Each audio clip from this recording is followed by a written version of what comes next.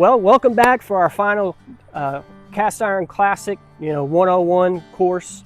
And in this course, we're going to talk about cooking basics. So now after we've found our pan, we bought our pan, and then we learned the basics about our pan, and we know how to restore it. Now we're going to go, and we know how to maintain it. And actually, we're going to go into the maintaining a little bit here now, along with how to cook basic things on your cast iron. So the basic principle that you need to adjust if you're used to using a Teflon pan or a ceramic pan, something like that, you're used to cranking that heat on high. You definitely don't want to do that with cast iron. You want to kind of let her warm up, because the difference in this pan and a Teflon pan is that it's gonna, all that heat is just gonna be in every pore of this skillet. So it's going to be pretty consistent in heat and temperature throughout this entire pan. So one thing you need to keep in mind is when you are, and I should have mentioned this in my seasoning videos, you definitely want to have a pot holder.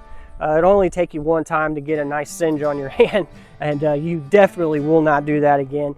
And I've even seen in stories and heard people stop cooking cast iron just for the simple safety things of not keeping in mind that this pan's hot. So if you have little ones around, definitely want to throw that little pro tip out there.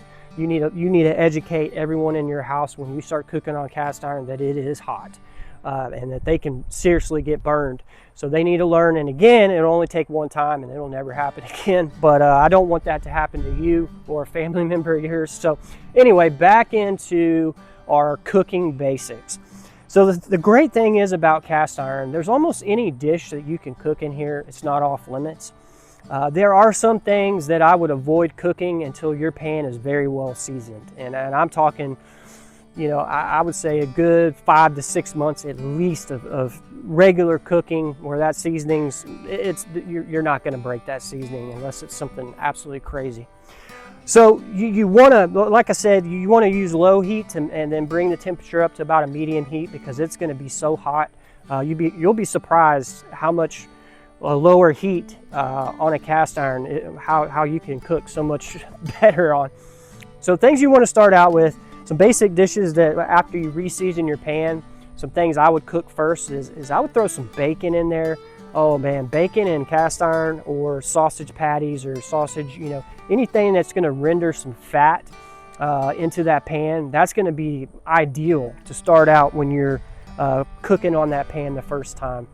I would avoid cooking eggs, things like that in the beginning until that seasoning's built a good layer on there. I know some people say that you could cook eggs right out of the gate, and I personally wouldn't do that, especially if you're still learning how to cast iron cook, or cook on cast iron rather, because you might get a little discouraged because it's going to stick, because that seasoning hasn't had that full polymerization to the pan yet. And so anyway, I would start out, like I said, with some bacon and some sausage, something to that effect, a protein that's going to have all that fat that's going to come out on the pan. And then if you want to throw in maybe some onions, some onions and potatoes, and do something along those lines. And I mean, I'm not telling you not to cook an egg in there, but if your first dish, I would keep it simple and do some bacon and sausage, and just after that. So here are some things that you want to do after you're done cooking. First thing you don't want to do is, you can see this clip right here, is this is when you leave your pan out, and especially if you're cooking with something acidic, I would avoid cooking anything with like tomato sauce, tomato paste, anything acidic in nature, especially in the beginning, because you don't want to break that seasoning down. You want that pan to have that seasoning developed over time, to the point to where you could put that in there like I did in this clip. But the thing is if you leave it out overnight, it's just that elbow grease, like I was telling you when you're first cleaning that cast iron in the beginning. You're just going to make life harder on yourself in the end, because it's going to start to bond to the side of that pan, and it's going to be a lot of work cleaning it up. So I would avoid things like that. And so when you're the first thing you want to do after you're done cooking your meals, you want to let that pan cool off. That's my preference. I mean, it sounds a little odd to let it cool off, then heat it up, that kind of thing. But I've learned that this, to me, is a better experience for me. And so after you let the pan cool down a little bit, first thing you want to do is get all those crusties out of there. And I would use wood utensils. Personally, that's what I recommend. Any type of utensil. I wouldn't use a metal spatula unless you absolutely have to. I mean, you might need a metal spatula, you know, if you're doing eggs to get a good flip on there. But I try to find maybe a plastic, you know, spatula instead. That way, it's just better for the pan, because I don't want to scratch it. I don't want to dig into that seasoning. But if it's just a little light egg and you have a metal spatula, that'll be fine. So, but I would, anything else that you're going to be doing stirring, like for potatoes or for onions, definitely would use a wood utensil. I would avoid metal at all costs and cast iron. And so, and then after you're doing your basic dishes, like I said, you know, you can do cornbread. There are just so many things that you can do in cast iron. You could do a full skillet cookie. You know, you could take your cookie dough and just put it in there and bake it. So you can do baking and you can do sauteing. Now, one thing I will tell you is I did notice one time, my daughter and I used to make these pancake cakes, you know, out of pancake batter and cast iron. And maybe I'll do a video on that in the future. But so I noticed that after I did that, I did that for 2 weekends in a row, and I didn't cook anything else in it. Well, that third time I went to cook some like potatoes, I noticed it kind of had a sweet taste, and that was from that cake. It bonded to the flavors, bonded to that seasoning, and so you'll notice that. So what I would do if I were you is, if you plan on doing baking and you know, like a sweet type of bake rather than cornbread, something like that, is I maybe would have a separate pan that I would use just for that.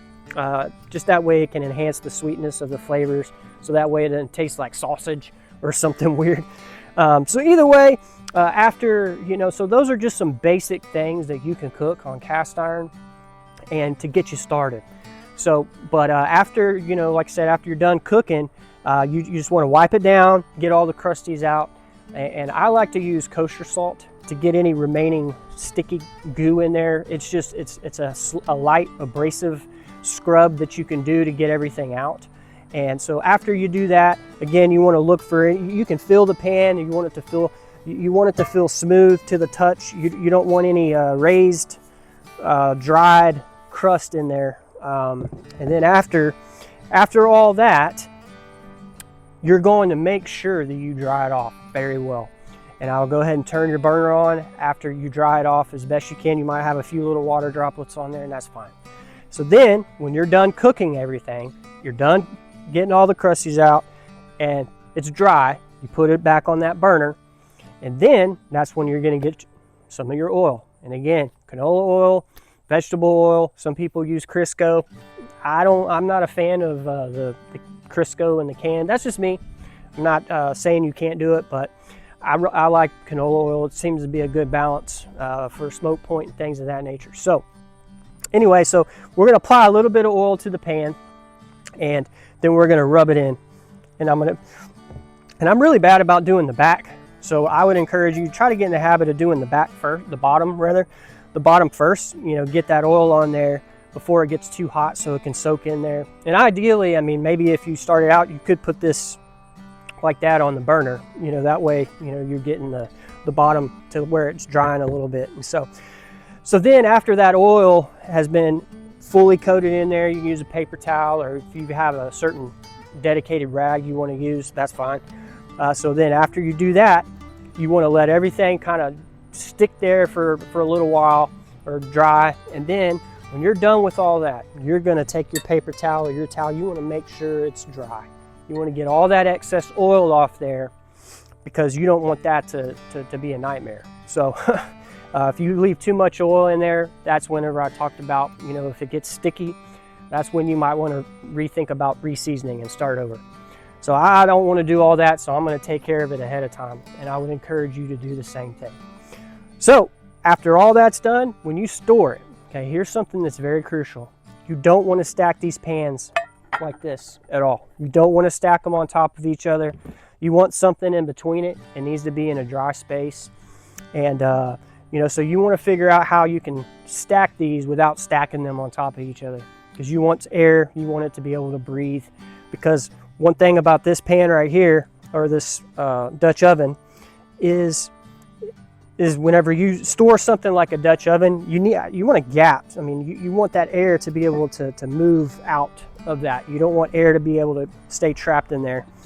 In fact, when I first got this pan, I had to use a hammer, and you know the hammer side, just to get the lid off. So this is an example of you want to store it right. So anyway, I thank you for watching all these courses. I hope you've learned something, and based on your feedback, I mean, maybe we can do a deeper dive, maybe answer some of your questions and do a follow-up course to where we can, you know, maybe just we can help anyone that's new, that's starting out. Maybe, like I said, if you have any questions, I'm here to help. And I really appreciate you tuning in, and I hope you learned something. And again, this is Heath Haley from East Texas Tuck Tape, and I thank you for watching.